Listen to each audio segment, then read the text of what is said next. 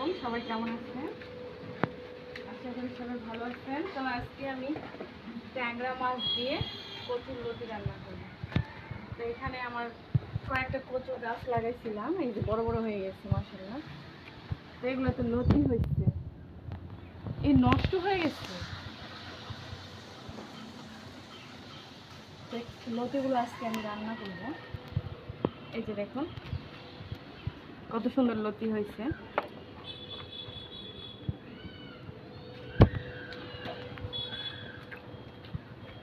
অনেক কয়েকটাই লতি হয়েছে, বাট আমি তো দেখতে পাচ্ছি না, এর মধ্যে কলমি শাক হয়ে গেছে, তো বোঝা যাচ্ছে না কোনটা লতি আর কোনটা কি।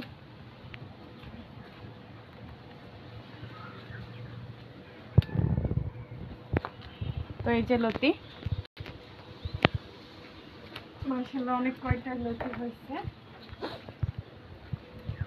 আর এই যে আমরা কয়েকদিন আগে ড্রাগন গাছ লাগাইছিলাম, তো বৃষ্টিতে ড্রাগন গাছের অবস্থা খুবই খারাপ। বৃষ্টি হচ্ছে চারিদিকে, তো মনে হয় অল বাংলাদেশি বৃষ্টি হচ্ছে। কোথায় কোথায় বৃষ্টি হচ্ছে অবশ্যই কমেন্টে জানাবেন।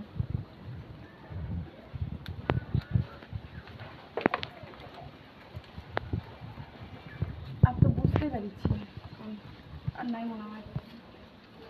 এই যে কলমি শাক আমাদের তুলে খাওয়া হয়ে গিয়েছে, আবার এই যে হচ্ছে ছোট ছোট একটু করে। আর এই যে আমাদের কচু গাছ, একদিন কচুও ঘাটি করবো, এই রেসিপিটাও আপনাদের দেখাবো, অবশ্যই ভালো লাগবে। দেখুন কত সুন্দর কচি কচি পাতা বের হয়েছে। আর এটা হচ্ছে আমাদের আঙুর গাছ, অবস্থা খুবই খারাপ আঙুর গাছে।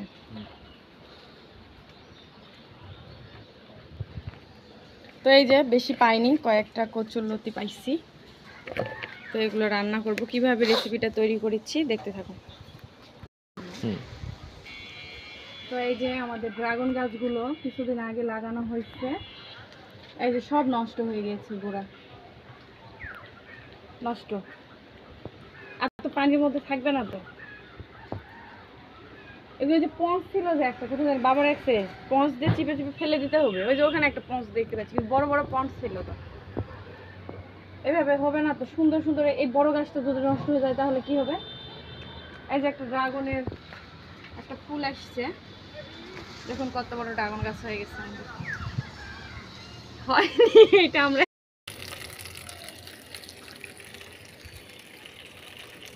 তো এই যে ছাদের উপরে আমি এগুলো ধুয়ে নিচ্ছি, নদীগুলো একবারে কাদো কাদো হয়ে গেছে, মাটি লেগে গেছে, বৃষ্টি হচ্ছে যেহেতু।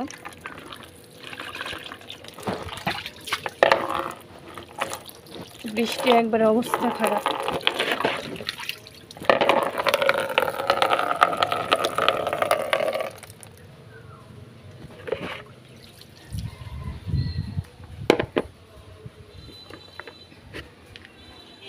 চারিদিকে বৃষ্টি বৃষ্টি, পুরা ছাদ একবারে পানি একাকার হয়ে গিয়েছে।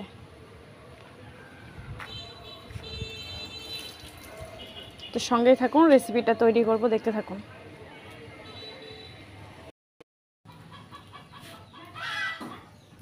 তো এই যে বৃষ্টির দিনে মুরগিগুলো কিভাবে ঘুরে বেড়াচ্ছে।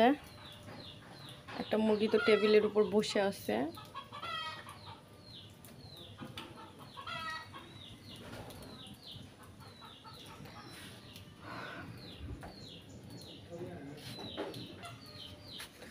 তো আমি বৃষ্টির দিনে বেশি কিছু রান্না করব না, এই যে ডাল রান্না করব, এর জন্য কড়াইয়ে পানি আমি ফুটাতে দিছি।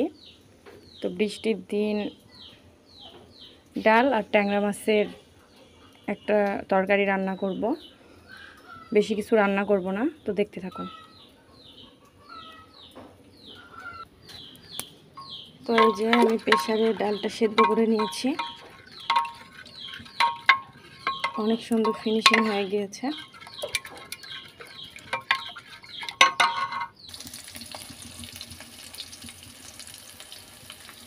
তো এই যে আমি ডালকে তেলে দেওয়ার জন্য এখানে পেঁয়াজ কুচি, রসুন কুচি, ডাল মশলা, তেজপাতা নিয়েছি।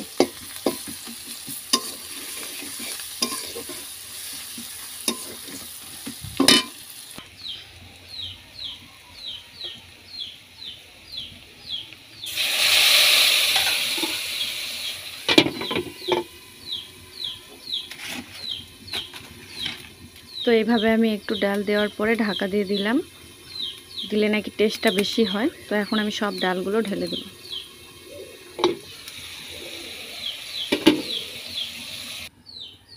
তো সব ডালগুলো আমি ঢালে দিয়েছি, এখন আমি নেমে নেব। তো এই যে আমার ডালটা হয়ে গিয়েছে। তো এখন আমি রান্না করব কচুরলতি দিয়ে আলু দিয়ে ট্যাংরা মাছ। তো এই যে আমি আলুগুলো সুন্দর করে কুচি করে কেটে নিয়েছি। আর হচ্ছে এখানে আছে আপনার হচ্ছে টমেটো, আমি ফ্রিজে সেদ্ধ করে রাখছিলাম, পুরো বছরের জন্যই আমি সেদ্ধ করে রাখি। তো এই টমেটো দিয়ে কচুরলতি ট্যাংরা মাছ দিয়ে আলু দিয়ে রান্না করব। তো একটু ভাবতে পারেন যে এতগুলো আমি আলু নিয়েছি কেন, কারণ হচ্ছে আজকে যেহেতু বৃষ্টি হচ্ছে সেহেতু আমি বেশি তরকারি রান্না করব না, রাতেও যেন আমাদের হয়ে যায়, এই জন্য একটু আলু বেশি নিয়েছি।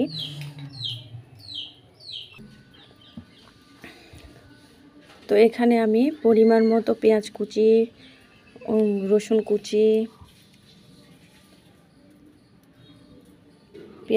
রসুন কুচি, জিরে, তারপরে হচ্ছে আপনার মরিচের গুঁড়ো, হলুদের গুঁড়ো, আর টমেটো যে সেদ্ধ করে রাখছিলাম এই টমেটোগুলো, আর পরিমাণ মতো তেল দিয়ে আমি এখন মেখে নেব।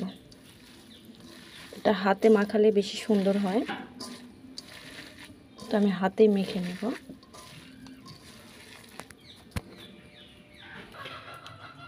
তো আমার এই যে মাখানো হয়ে গিয়েছে।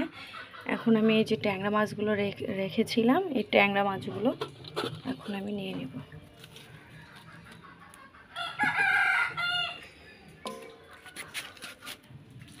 ট্যাংরা মাছগুলো দিয়ে এখন আমি সুন্দর করে মিক্স করে নেব।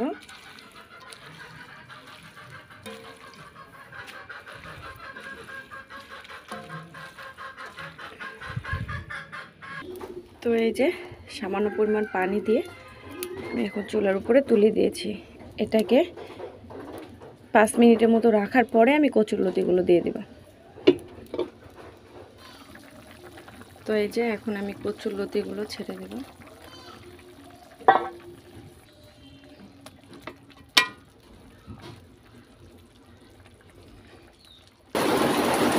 তো এই যে রান্না করতে করতে আবার বৃষ্টি চলে আসছে।